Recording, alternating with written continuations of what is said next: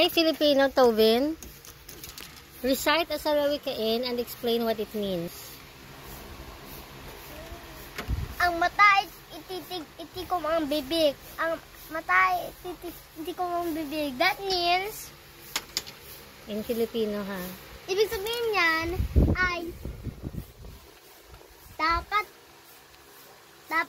wag magsalita,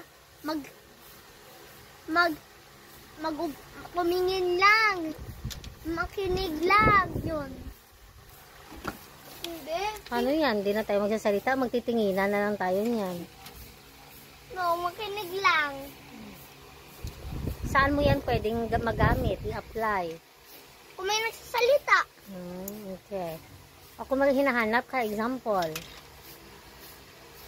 Nawawala ang part ng ambulance. So, example, paano mo magamit yung salawikain na yan? Ang mata, ititik-itik, kung mabibig. Mag-usap ka, tapos kung sabi siya kung saan, wag ka magsat-sat.